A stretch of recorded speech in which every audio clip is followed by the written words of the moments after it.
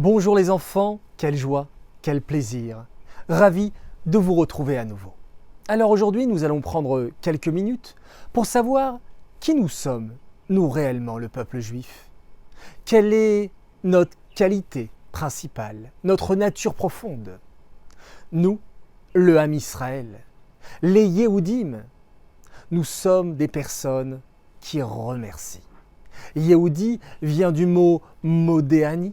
Oui, je te remercie à toi, Hachem, de m'avoir rendu ma neshama, d'être en pleine forme, en bonne santé. Merci, papa, pour ce beau cadeau. Merci, maman, pour cette belle sortie. Merci, Mora, pour cet enseignement. Oui, les enfants, nous avons l'habitude, c'est dans notre nature de remercier, d'être reconnaissant. Eh bien, vous savez, nous parlons de la reconnaissance, du remerciement dans notre paracha de la semaine, la parachat Kitavo. Ve'aya Kitavo el haaretz. Et ce sera quand tu seras arrivé dans cette terre, la terre d'Eretz Israël. Tu auras le devoir, la mitzvah, d'apporter des bikurim. C'est quoi les bikurim, les enfants? Ce sont des fruits parmi les 7 fruits d'Israël, comme la grenade, et nous faisons un beau panier rempli de premiers fruits et nous l'apportons au Beth Amikdash pour remercier Hachem pour cette belle récolte.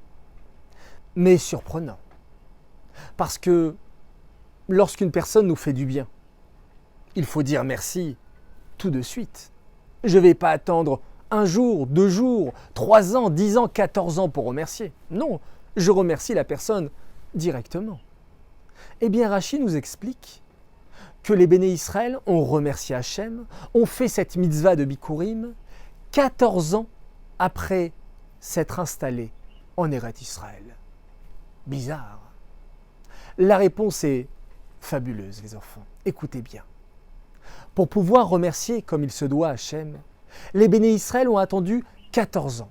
Pourquoi 14 ans? Car c'était le temps nécessaire pour conquérir toute la terre d'Israël pendant 7 ans, et 7 ans pour faire le partage du pays, que chaque tribu puisse s'installer avec sa maison, avec son jardin, son champ, son verger, et une fois que tous profitaient réellement, alors on avait ce devoir de remercier Hachem.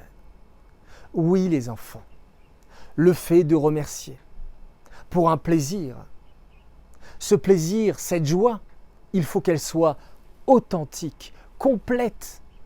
Imagine, je suis avec mes camarades et j'ai reçu une tablette de chocolat ou un paquet de bonbons. Et là, j'ouvre le paquet et je mange. Je fais la bracha avant, bien entendu, et je mange un bonbon, 2 bonbons, un carré de chocolat et encore un autre. Et tous me regardent comme ça, un peu triste. Est-ce que vraiment c'est un plaisir pour moi de manger tout seul? Non, les enfants. Un plaisir, un kiff, ça se partage. Ça ne peut pas être individuel. Je ne peux pas être égoïste. Si moi j'ai un plaisir et que les autres sont tristes, en manque ou malheureux, je ne peux pas être réellement en joie.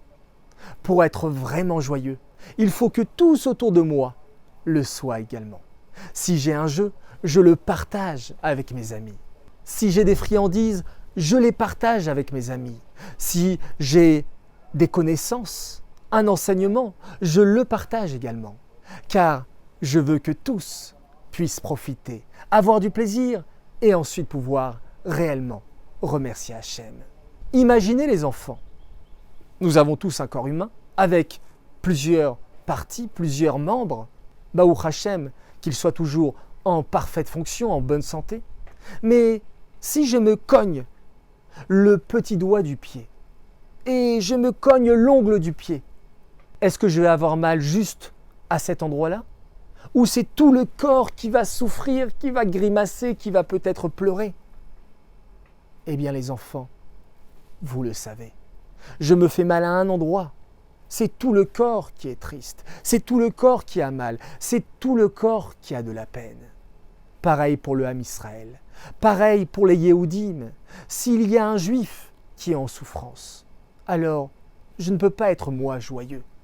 C'est pour cela qu'avant chaque fête, nous avons le devoir, la mitzvah, de partager, de donner de la tzedaka, pour que tous puissions être réellement en joie et remercier Hachem. Alors les enfants, merci d'avoir écouté cette vidéo. Merci de la faire partager autour de vous pour diffuser les paroles de la Torah. Je vous souhaite Shabbat Shalom, de très belles nouvelles et partagez.